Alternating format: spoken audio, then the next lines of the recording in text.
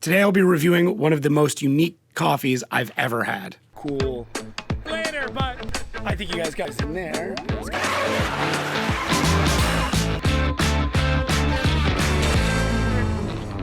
Hey guys, welcome back to the channel. My name is Jacob, where I'll be making 365 videos in 365 days. And today we got another coffee review, and I'm very, very excited about this one. This is from Quietly Coffee. It's an Ethiopian coffee. It is called, you ready for this? Ismael Hassen Aredo.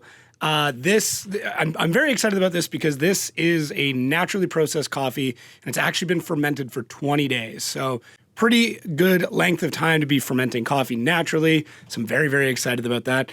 It is based out of Ethiopia. It is a light to medium roast strength. I'm super excited. So there's lots of cool stuff about it. I'll get into it a little bit later, but this should be one of the most interesting cups of coffee that I've had this year. So just get in and smell it, see what it's like. How does this one open? Oh, I need scissors for this one. It's just gonna tear. Cool. That's actually pretty smart, so I don't have to cut anything. All right. Ooh, okay. So I can tell already just from the smell that this is naturally processed. Like I said, sits out for quite a while.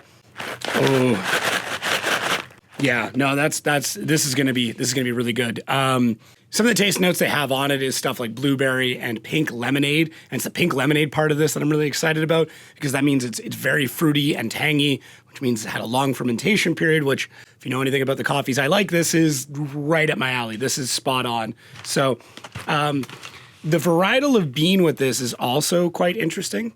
So these are, I'm gonna have to check some notes here to make sure I get this correct. Jimma research variety, so you might see JMV on this, 74110 and 74112. And what that refers to is a selective breeding within this particular region of Ethiopia, which is the, Shakiso Guji Oromia region. So they selectively bred these coffees back in 1974 to try and resist things like leaf rust, to get through some of the droughts and the ever-changing environment. So it is a very selective coffee.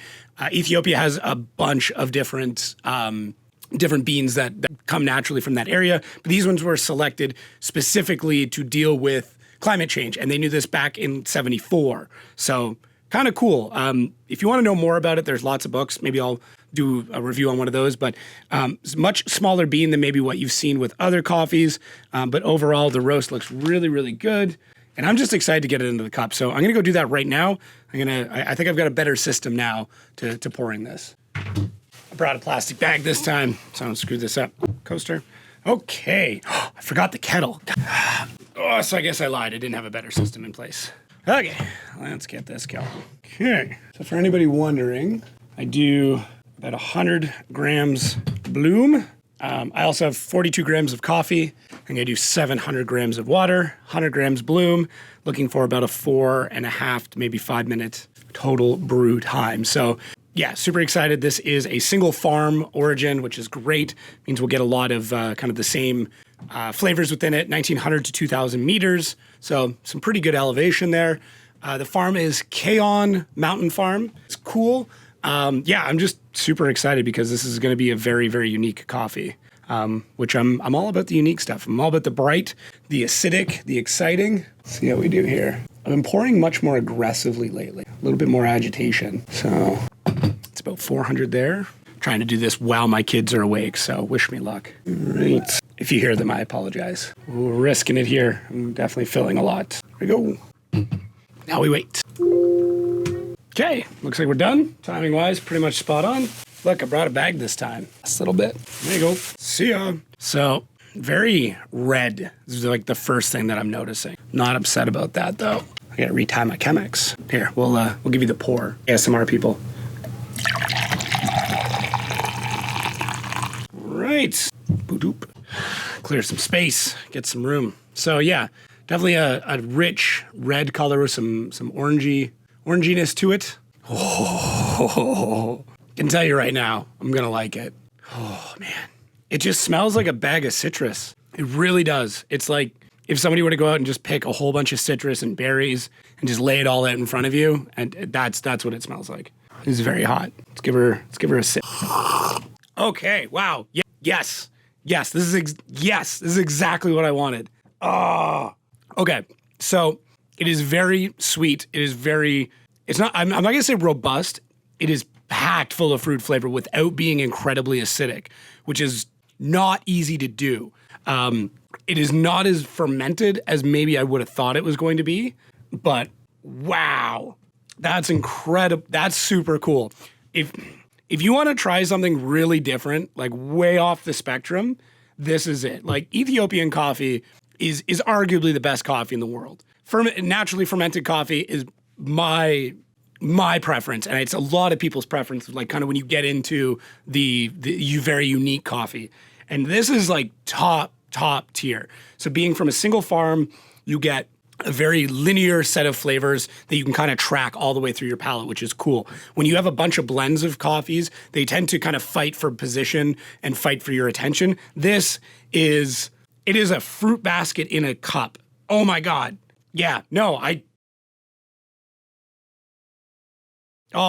there's like a little like cranberry end to it. That's really neat because you get all like these really like strawberry and blueberry flavors.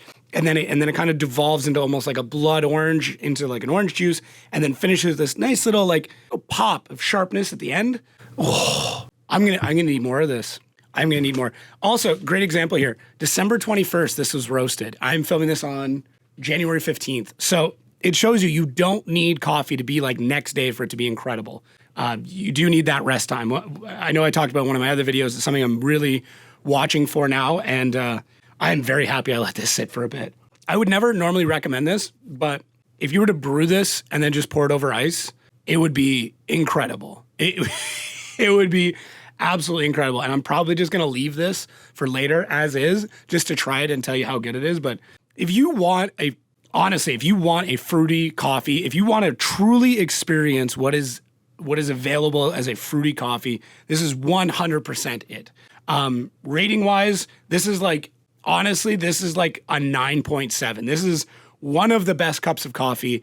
This is the best cup of coffee I've had this year. This is one of the best cups of coffee I've had my entire life. This is so good. Yeah, it's incredible. I don't know what else to add to this. It's really, really good. It is a bowl full of fruit. It is surprisingly mellow. It is not incredibly acidic. It rolls through your palate so nicely. There's like a journey of the flavor from like the first time that you smell it all the way to the finishing notes. It is just fantastic all the way through. There is no point. There's no notes that I can give this. I mean, if there was absolutely anything, and it's just going to come down to my technique, I wish I could pull even more flavor out of it. And I'm probably going to play with this a lot more to try and see how much I can push this before it kind of becomes a bit too bitter. That is one cool thing that I very much like doing with coffee. I'll make all my coffee the same way in the beginning to taste it, and then I'll start to play with it a little bit to see how far I can push it before the flavors kind of break apart, if you will. It's hard to explain, but I am very excited to push this a little bit further because I think there's just a little bit more I'm leaving on the table. Wow. It's light, but rich at the same time. It's fruity, but not too acidic. It's bold without being verbose. Like this is incredible. I am going to order so much of this. This now takes the place of the coffee I send people. Before it was the Fuji Ikazuya.